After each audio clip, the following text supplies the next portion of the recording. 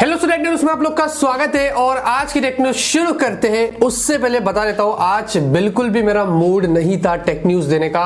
कल रात से प्रॉपरली मुझे नींद नहीं आई है। जब से मैंने ये सुना और देखा तो मुझे बहुत अफसोस हुआ है। मैं आपको अपनी टेक न्यूज़ में आज कवर कर दूंगा उसके बारे में। बहुत ही गर्मा गर्म टेक न्यूज़ दोस्तों आज भी लेके आ चुका हूँ। नेक्स्ट वीक से भी काफी सारे अनबॉक्सिंग्स और बहुत सारे लॉन्चेस होने वाले हैं। बहुत मजा आने वाला है।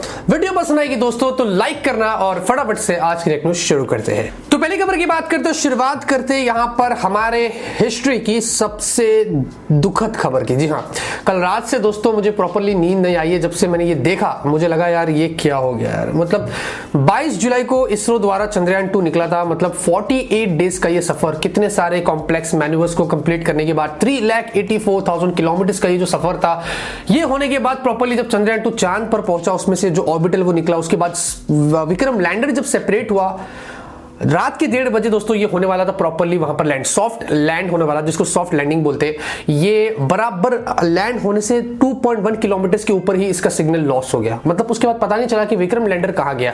लेकिन रिपोर्ट से निकल कर आती है, ऐसा बोलते हैं कि ये क्रैश हो गया है शायद से। ऑब्वियसली इसके बाद सिग्नल लॉस हो गया है। हमें नहीं पता कि अब क्या हो रहा है। अभी भी नहीं पता कि उसके अंदर जो प्रज्ञान रोवर था उसका भी क्या हुआ है।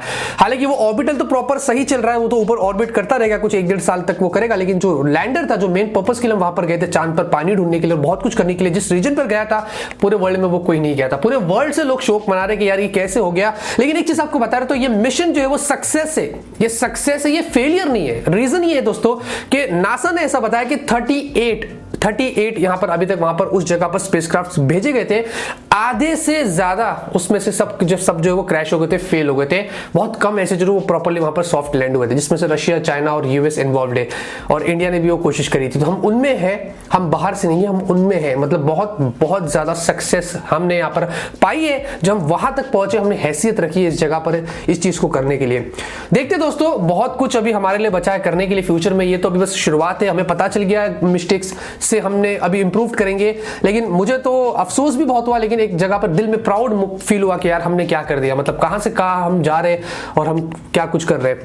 वैसे अब मैं और कुछ नहीं बोल सकता हूं। देखते कि अभी चंद्रयान के ऊपर इसरो यहां पर आगे क्या करता है। तो यहां पर दोस्तों YouTube की तरफ से खबर आ रही है और YouTube के ऊपर हम सभी लोगों को पता है कि जो क्रिएटर्स होते हैं, जब भी कोई ऐसा माइलस्टोन अचीव करते हैं, शुरुआत होती है 1 लाख से, तो YouTube उनको प्ले बटन से सम्मानित करता है। तो 1 लाख पर सिल्वर मिलता है, 1 मिलियन पर मिलता है गोल्ड, 10 मिलियन पर मिलता है डायमंड और 100 मिलियन का YouTube ने कुछ सोचा नहीं था। और हमें पता है टी सीरीज ही सबसे पहले 100 मिलियन सब्सक्राइबर्स मार्क अचीव करी थी, फिर PewDiePie बाद में आया था। अब ऐसे भी है कि एक और म्यूजिक कोई चैनल था जिसने पहले से 100 मिलियन कर दिया था। ये भी बातें हो रही है। लेकिन एनीवेज यहां पर YouTube ने उसके लिए यहां पर एक नया red diamond creator award create कर लिया है उन लोगों के लिए जो 100 मिलियन सब्सक्राइबर मार्क को अचीव करते हैं। मस्त एकदम मॉल्टन ग्लास से बनाया है, डायमंड शेप में रेड कलर का, जो बहुत ही कूल लगता है। YouTube ने ट्वीट किया, उसमें वीडियो भी बनाया कि हमने उसको कैसे बनाया। तो ये उन लोगों को सम्मानित किया जाएगा जिसने 100 मिलियन सब्सक्राइबर मार्क को अचीव किया है। बहुत बड़ी बात है और गर्व की बात यह भी है कि T series 100 million subscribers complete किया, तो हम इंडियंस को भी खुश होना चाहिए।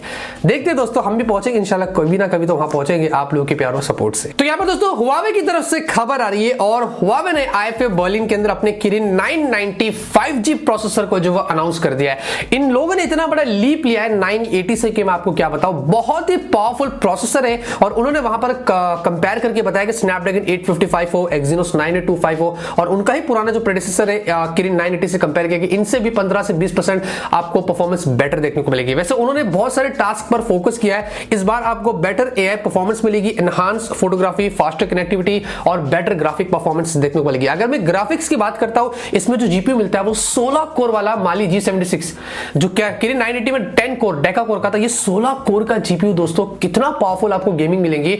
जो सीपीयू मिलता है वो 2 कोर Cortex A76 2.84 गीगाहर्ट्ज पर है, बाकी के 2 भी आपको A76 मिलते हैं और फिर आपको जो 4 है वो A55 पर मिलते हैं। इसमें आपको 5G मिलता है। ऑब्वियसली इसका जो AI है वो इतना फास्ट है, इसमें आपको NPU का जो सपोर्ट मिलता है वो बहुत ही जबरदस्त मिलता है। कनेक्टिविटी भी आपको बहुत फास्ट मिलती है और बहुत सारी चीजें मिलती है। इसमें आपको 10.5 बिलियन ट्रांजिशंस मिलते हैं, जो बहुत ज्यादा होता है और बहुत बढ़िया आपको यहाँ पर ये प्रोसेसर मिलता है। अब तो ये Huawei की Mate 30 सीरीज में ही बोलते हैं कि डेब्यू होगा, लेकिन जब आएगा तो देखेंगे। कंपैरिजन उन्होंने वहां पर करके बताया तो सबको उसने आउट परफॉर्म कर लिया था। बहुत ही एक्साइटेड हूं मैं इस प्रोसेसर को यूज करने के लिए।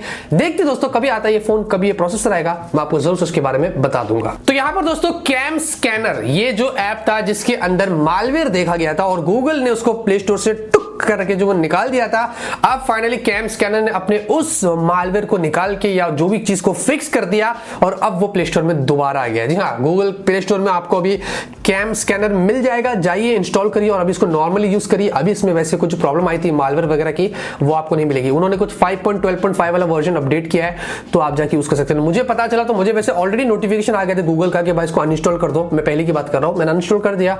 उसके बाद वापस से जब मेरे को ये न्यूज के बारे में पता चला तो मैं गया तो प्ले स्टोर में था, फिर मैंने इसको इंस्टॉल कर लिया। बहुत ही हैंडी एप्लीकेशन है, बहुत काम आता है मुझे, क्योंकि मुझे तो आता ही है ज्यादा, बहुत सारे डॉक्यूमेंट्स हमको साइन करने रहते हैं, बहुत कुछ करना रहता है। तो जाइए इंस्टॉल करिए और अपने काम को रिज्यूम कर लीजिए। तो यहाँ पर दोस्तों Xiaomi की तरफ से खबर आ रही है और मैं कुछ सरप्राइज को सरप्राइज ही रहने दो। वैसे यहाँ पर Xiaomi की तरफ से खबर आ रही है और अभी एक नया पोस्टर निकल कर आया था, मी चार्ज टर्बो लिखा है। मतलब वो लोग अपने चार्जिंग से रिलेटेड एक नई टेक्नोलॉजी को अनाउंस करने वाले हैं और ये बहुत ही जल्दी होगा। कब होगा? सितंबर 9 को, 2 दिन बाद ही होने वाला है चाइना के अंदर। पैसे तो उन्होंने अपना खुद का एक 100 वॉट समथिंग का जो वो सुपर टर्बो चार्जर वगैरह तो लाया था, जो बहुत जल्दी चार्ज कर लेता है, लेकिन ये वायरलेस टेक में होगा, वायरलेस होगा। फिलहाल के लिए तो 20 या 27 वॉट का तो आपको मिल ही रहा है, हाईएस्ट में बात कर रहा हूँ। ये उससे भी ज्यादा होगा, तो बहुत ही जबरदस्त हो सकता है। आपको क्या पता 50 या 100 वॉट तक का वायरलेस चार्जिंग मिल जाएगी, जो Xiaomi की तरफ से होगी मी चार्ज टर्बो के रूप में। देखते हैं दोस्तों क्या होता है। ये तो 9 तारीख को मैं आपको इसके बारे में बता दूंगा। तो दोस्तों गूगल की तरफ से खबर आ रही है और दोस्तों पिक्सल 4 एक्सएल की और नए लीक्स निकल कर आए, जो बहुत इंटरेस्टिंग है। देख के ऐसा लगता है कि भाई पिक्सल 3 से कंपेयर करो तो ये बहुत आगे निकल कर आ गए। अभी दोस्तों वैसे तो गीक बेंच पर जो स्कोर्स निकल कर आए थे, इन दोनों के लिस्ट हुए थे, तो इतने खास नहीं लग रहे थे। मल्टी सिंगल कोर के स्कोर्स देख लो तो ऐसा लगता है यार ये कितना कम क्यों है, क्योंकि स्नैपड्रैगन 855 वाले जितने भी स्कोर्स आए वो तो 4000 के ऊपर है, ये तो उसके भी नीचे थे। एंड्रॉइड 10 तो दिख रहा है, वैसे 4GB रैम भी दिख रही है, तो शायद बेस आपको उसमें मिलेगा। लेकिन एनीवेज ये स्कोर्स इसको इग्नोर करो। जो रिपोर्ट आई है यहाँ पर अभी 9to5 मैक और XD डेवलपर्स द्वारा, ये पता चल रहा है कि आपको यहाँ पर इसमें 8x जूम मिलेगा कैमरे के अंदर, जो बहुत ही कूल लगता है। ऐसे भी गूगल के कैमरे बहुत ही अच्छे होते हैं, सिंगल कैमरे से ही वो अभी तक काम कर रहा था, लेकिन इस बार तो आपको ट्रिपल कैमरा से वगैरह वगैरह मिलेगा। तो 8x जूम मिलेगा, उसके अलावा आपको एक मोशन मोड मिलेगा। इससे क्या होगा कि कितना भी फास्ट ऑब्जेक्ट मूव करता है ये उसको ट्रैक करेगा और उसकी पिक्चर्स प्रॉपर क्लिक करेगा और बैकग्राउंड में भी इसको बुके में रखेगा। तो ये एक चीज आपको यहाँ पर मिलेगी। और जो नाइट साइट है उसमें भी वो लोग और इंप्रूव करे तो और भी बेटर नाइट पिक्चर्स आपको मिलेंगी। लाइव पिक्चर्स भी यहाँ पर जो निकल कर आई आप देख सकते हैं, कुछ पीछे व्हाइट दिख रहा है, सर्कुलर आपको स्क्वायर शेप में आपको ट्रिपल कैमरा से वो मिलेगा और सामने भी बहुत ज्यादा ऊपर बेजल दिख रहा है। तो ये पिक्सल 4 एक्सएल हो गए, अक्टूबर में आएंगे, जो बहुत बहुत पावरफुल होने वाले हैं। देखते क्या होता है दोस्तों, आएगा मैं आपको जरूर इसके बारे में बता दूंगा। तो यहाँ पर दोस्तों क्वालकॉम की तरफ से खबर आ रही है और कल भाई IFA में क्वालकॉम ने तो कमाल कर दिया। उसने तो वैसे ही 5G दिया था अपने स्नैपड्रैगन 800 सीरीज वाले प्रोसेसर के अंदर, स्पेशली 855 के अंदर आया है। अभी उन्होंने अनाउंस करके बहुत बड़ी बात करते और ये बोला कि हम जो है वो स्नैपड्रैगन 700 सीरीज और 600 सीरीज में भी 5G का सपोर्ट लाएंगे। एक अलग तरीके का मॉडेम वो लोग इस्तेमाल करेंगे, RF करके कुछ नाम दिया है उसको, वो होगा उनमें, जो ऑब्वियसली मिड रेंज में ही मिलेगा आपको, 25-30 हजार के आसपास देखने को मिल सकता है। ये 2020 के Q1 से शुरू होगा, मतलब फर्स्ट हाफ से ये फोन्स आएंगे जिनमें आपको ये वाला 5G वाला प्रोसेसर मिलेगा, 5G रेडी। अब दोस्तों Realme ने भी ट्विटर पे ट्वीट करके बोल दिया कि हम भी one of the first companies होंगे जो अपने खुद के Realme का फोन लाएंगे जिनमें ये 700 सीरीज वाला चिपसेट होगा। तो Realme भी लेके आएगा, Redmi भी लाइन पर लगा है, Vivo, Oppo भी हो गए, Samsung भी होगा, Motorola भी होगा। इन्होंने भी कंफर्म कर दिया। टोटल 12 कंपनी से उन्होंने कंफर्म करी कि हम भी 700 सीरीज वाला या 600 सीरीज वाला प्रोसेसर वाला फोन लाएंगे जिनमें ये 5G होगा।